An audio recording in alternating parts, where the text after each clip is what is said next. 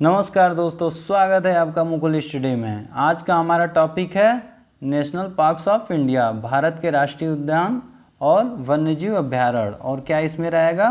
वन्यजीव अभ्यारण्य। ओके, इससे रिलेटेड देखिए, ये सब लगभग सभी परीक्षाओं में पूछा जाता है। ठीक है, इससे रिलेटेड जहाँ से भी क्वेश्चन बन सकते हैं वहाँ से पूरा डिटेल मैं आपको बता दूंगा। आप वीडियो को अच्छी तरह देखिएगा और ज़्यादा से ज़्यादा शेयर करिएगा। ओके दोस्तों, ठीक है। देखिए, भारत के राष्ट्रीय उद्यान एवं वन्यजीव अभ्यारण्य। ओके दोस्तों, आगे बढ़ते हैं। चलिए, सबसे पहले जानते हैं राष्ट्रीय उद्यान और वन्यजीव अभ्यारण्य में अंतर। इन दोनों में अंतर क्या होता है, सबसे पहले ये जानते हैं। देखिए, यूपीएससी में लगभग ये पूछा जाता है अंतर दोनों के बीच में। बाकी छोटे एग्जामों में ये नहीं पूछा जाता, लेकिन अंतर आपको जानना जरूरी है। ओके, चलिए देखिए, वन्यजीव अभ्यारण्यों का गठन किसी एक प्रजाति अथवा कुछ विशिष्ट प्रजातियों के संरक्षण के लिए किया जाता है। अर्थात ये विशिष्ट प्रजाति आधारित संरक्षित क्षेत्र होते हैं, जबकि राष्ट्रीय पार्क का गठन विशेष प्रकार की शरणस्थली के रूप में संरक्षण के लिए किया जाता है। अर्थात इस विशेष शरणस्थली क्षेत्र में रहने वाले सभी जीवों का संरक्षण समान रूप से किया जाता है। ओके, दूसरा देखिए, राष्ट्रीय पार्क में किसी भी प्रकार के अधिवास और मानवीय गतिविधियां की अनुमति नहीं होती है। राष्ट्रीय पार्क में किसी भी प्रकार के अधिवास और मानवीय गतिविधियों की अनुमति नहीं होती है। यहाँ तक कि जानवरों को चराने या जंगली उत्पादों को इकट्ठा करने की अनुमति भी नहीं होती है, जबकि वन्यजीव अभ्यारण्य में मानव गतिविधियों की अनुमति होती है। ओके दोस्तों, वन्यजीव अभ्यारण्य में मानव की गतिविधियाँ उनकी अनुमति होती है और राष्ट्रीय पार्क में अनुमति नहीं होती हैं। ओके, ध्यान रखिएगा। देखिए आगे, एक वन्यजीव अभ्यारण्य में शिकार अनुमति के बिना निषिद्ध है। वन्यजीव अभ्यारण्य में शिकार अनुमति के बिना क्या है? निषिद्ध है। हालांकि चराई और मवेशियों की आवाजाही की अनुमति है, जबकि एक राष्ट्रीय उद्यान में शिकार और चराई पूरी तरह से निषिद्ध है। यानी कि राष्ट्रीय उद्यान में शिकार और चराई दोनों क्या है? पूरी तरह से मना किया गया है। ओके, आगे देखिए, एक वन्यजीव अभ्यारण्य को राष्ट्रीय पार्क में परिवर्तित किया जा सकता है। एक वन्यजीव अभ्यारण्य को राष्ट्रीय पार्क में परिवर्तित किया जा सकता है, जबकि राष्ट्रीय पार्क को अभ्यारण्य घोषित नहीं किया जा सकता। ठीक है, आगे देखिए, वन्यजीव अभ्यारण्य और राष्ट्रीय पार्क दोनों की घोषणा राज्य सरकार केवल आदेश देकर कर सकती है। वन्यजीव अभ्यारण्य और राष्ट्रीय पार्क दोनों की घोषणा राज्य सरकार, याद रखिएगा, राज्य सरकार आदेश देकर कर सकती है, जबकि सीमा में परिवर्तन के लिए राज्य विधानमंडल को एक संकल्प पारित करना होता है। ओके, आगे देखिए, वर्तमान में भारत में 105 राष्ट्रीय उद्यान हैं, और जबकि अभ्यारण्यों की संख्या कितनी है? 531। 105 राष्ट्रीय उद्यान हैं और अभ्यारण्यों की संख्या कितनी है? 531। ये डाटा याद रखिएगा, यहाँ से पूछता है। ओके, चलिए देख लेते हैं कौन कौन से नेशनल पार्क हैं और वाइल्ड लाइफ सेंचुरी हैं। ठीक है, नेशनल पार्क, राष्ट्रीय उद्यान और वन्यजीव अभ्यारण्य। ओके, वन्यजीव अभ्यारण्य देखिए, सबसे पहले उत्तर प्रदेश में है कौन सा पार्क? दुधवा नेशनल पार्क और चंद्रप्रभा वन्यजीव विहार या अभ्यारण्य। ठीक है, दुधवा नेशनल पार्क और चंद्रप्रभा वन्यजीव अभ्यारण्य। ओके दोस्तों, आगे देखिए, एक मिनट। झारखंड में देखिए, बेतला नेशनल पार्क है और हजारीबाग सेंचुरी और धीमा नेशनल पार्क है। ठीक है, देखिए उत्तर प्रदेश में सबसे ज़रूरी है दुधवा नेशनल पार्क। ये क्वेश्चन पूछता है, जो आपको इसमें टॉपिक होगा परीक्षा के लिहाज से मैं आपको वो हाईलाइट कर दूंगा, उसको आप याद रखिएगा। वैसे सारे इम्पॉर्टेंट है, लेकिन जिसमें उसमें भी जो इम्पॉर्टेंट है उसको मैं हाईलाइट कर दूंगा। ठीक है, मणिपुर में देखिए, केबुल लामजाओ नेशनल पार्क, विश्व का एकमात्र तैरता राष्ट्रीय पार्क, यानी कि फ्लोटिंग पार्क है। ठीक है, ये इम्पोर्टेंट है, केबुल लामजाओ। और दूसरा है सिरोही नेशनल पार्क। मणिपुर में ही दूसरा है सिरोही नेशनल पार्क। सिक्किम में देखिए, सिक्किम में है Kanchenjunga national park, Kanchenjunga national park. Okay, आगे देखिए त्रिपुरा में है क्लाउडेड लेपर्ड नेशनल पार्क। कौन सा है? Clouded leopard national park. Okay, Tamil Nadu में देखिए gulf of Mannar, Indira Gandhi Annamalai national park, Mudumalai national park, Palani hills national park, Mukurthi national park और गुंडी नेशनल पार्क। देखिए इसमें इम्पोर्टेंट है ये मुदुमलाई नेशनल पार्क और अन्नामलाई इंदिरा गांधी नेशनल पार्क। ठीक है, ये दो इम्पोर्टेंट है तमिलनाडु से। चलिए आगे बढ़ते हैं। देखिए तमिलनाडु में दो और है, नेल्लई सेंचुरी और point Calimere century, Nellai century और पॉइंट कैलिमरी सेंचुरी। आगे है उड़ीसा भितरकनिका नेशनल पार्क। देखिए ये तो बहुत ही इम्पोर्टेंट है। सिमलीपाल, ये भी बहुत इम्पोर्टेंट है, सिमलीपाल नेशनल पार्क और भितरकनिका नेशनल पार्क और नंदनकानन राष्ट्रीय चिड़ियाघर, ये भी बहुत इम्पोर्टेंट है, और चिल्का झील। देखिए उड़ीसा की ये चारों बहुत इम्पोर्टेंट है, ये लगभग सभी परीक्षाओं में पूछ दिया गया और पूछा जाता है लगातार कंटिन्यू। ओके, तो इसको ज़रूर याद रखिएगा। आगे देखिए मिजोरम में कौन कौन सा है? Murlen national park, Phawngpui national park, Dampa sanctuary. देखिए इसमें मिजोरम में डम्फा पूछता है, मिजोरम में डम्फा पूछता है। ठीक है, डम्फा सेंचुरी कहाँ है? तो मिजोरम में। ओके दोस्तों, ठीक है, चलिए आगे बढ़ते हैं। देखिए जम्मू कश्मीर में जम्मू कश्मीर कौन कौन से हैं? दचीग्राम नेशनल पार्क। देखिए ये इम्पोर्टेंट है, दचीग्राम नेशनल पार्क। फिर है सलीम अली नेशनल पार्क, ये भी इम्पोर्टेंट है। देखिए दचीग्राम क्या हुआ है? इसमें एकमात्र नेशनल पार्क जहाँ कश्मीरी महामृग हंगुल पाए जाते हैं, इसको याद रखिएगा, ये इम्पोर्टेंट है। ओके, फिर किश्तवाड़ नेशनल पार्क, फिर Hemis high national park. Bharat का सबसे बड़ा नेशनल पार्क ये है, हेमिस हाई नेशनल पार्क। देखिए जम्मू कश्मीर का भी ये चारों वेरी इंपॉर्टेंट है। ठीक है, वेरी इंपॉर्टेंट है। दचीग्राम, सलीम अली, किश्तवाड़, हेमिस हाई। ओके, आगे देखिए पश्चिम बंगाल से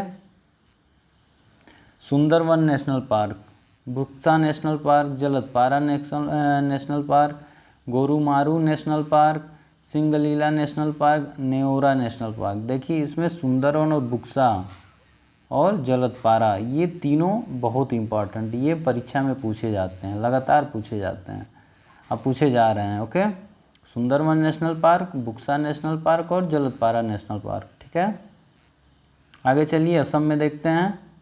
असम में है मानस नेशनल पार्क, एक सींग वाले गैंडे के लिए प्रसिद्ध है। मानस नेशनल पार्क एक सींग वाले गैंडे के लिए प्रसिद्ध है।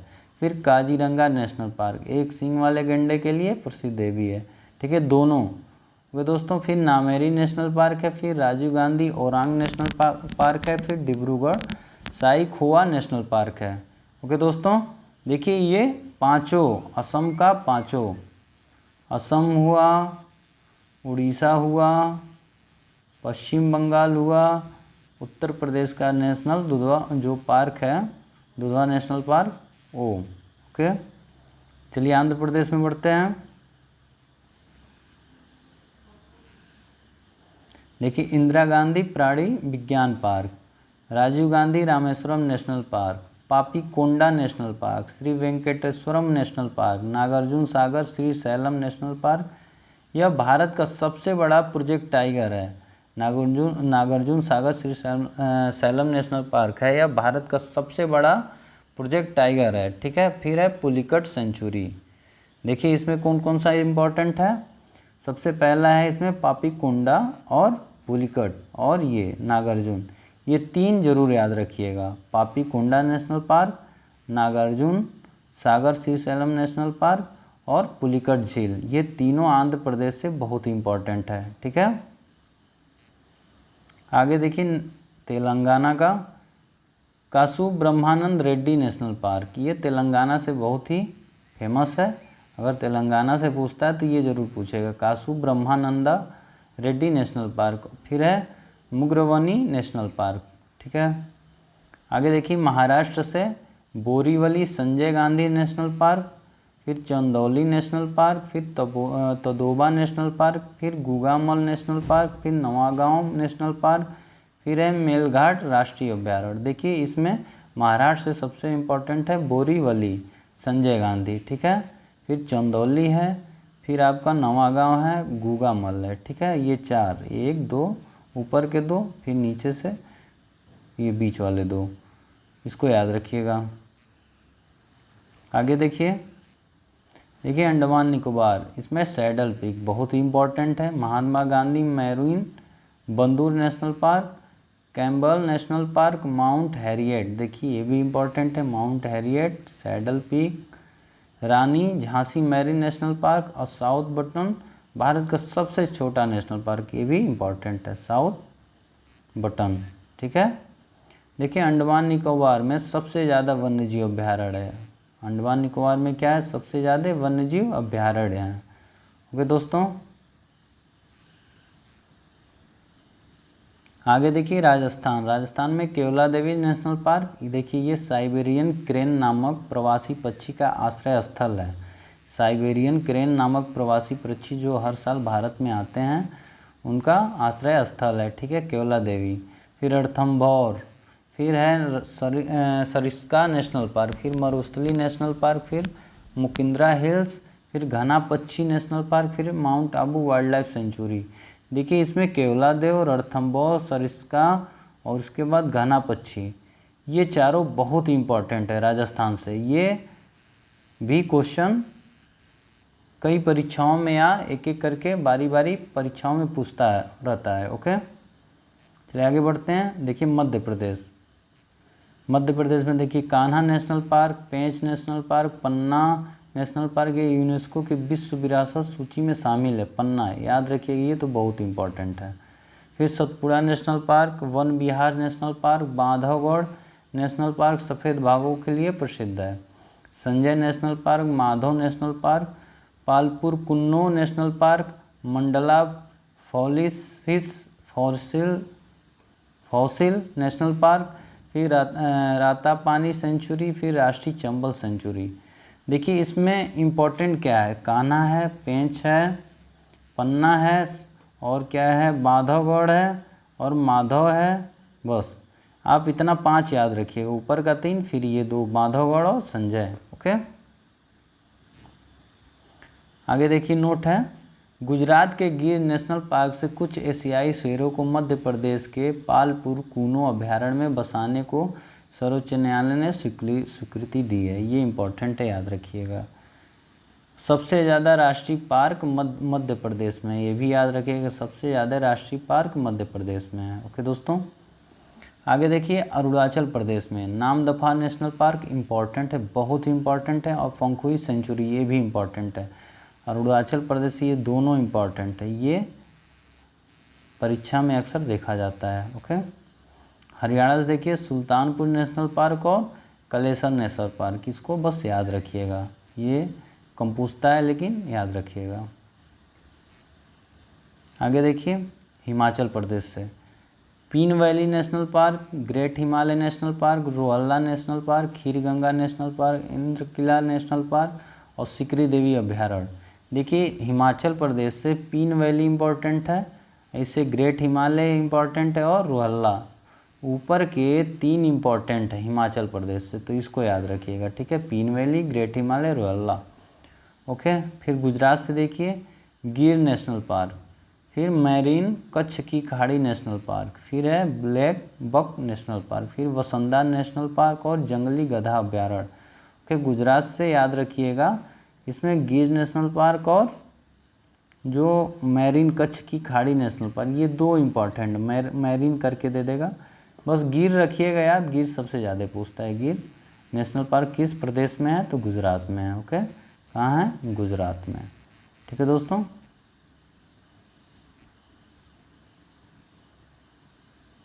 चलिए आगे बढ़ते हैं।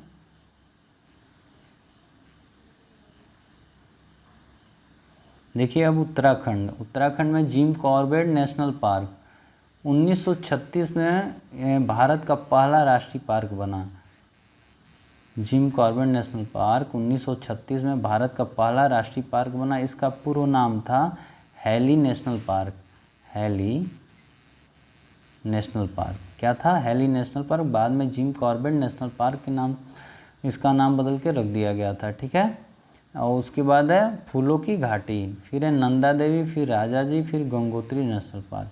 देखिए इसमें से ऊपर का 4 जिम कॉर्बेट, फूलों की घाटी, नंदा देवी, राजा जी नेशनल पार्क, ये 4 पूछे जाते हैं और इसको याद रखिएगा, बहुत ही वेरी इंपॉर्टेंट है।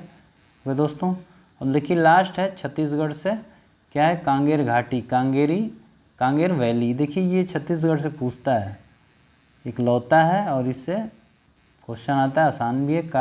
कांगेर घाटी या कांगेर वैली नेशनल पार्क। ठीक है दोस्तों, ओके।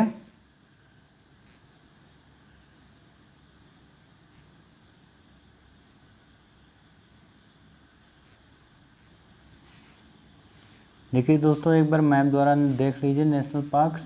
ठीक है, अलग अलग है। देखिए ऊपर हेमिस नेशनल पार्क है, वैली ऑफ फ्लावर है।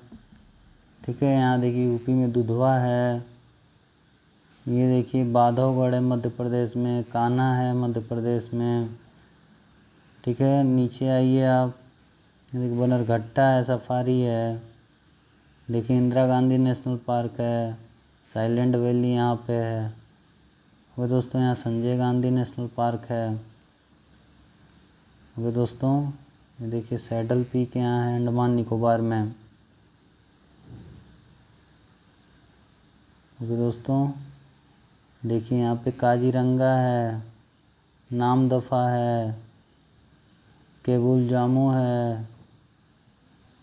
ओके दोस्तों, ठीक है, एक बार मैप को आप अच्छी तरह देख लीजिएगा। ओके, अगर दोस्तों आपको वीडियो अच्छा लगे तो लाइक करें,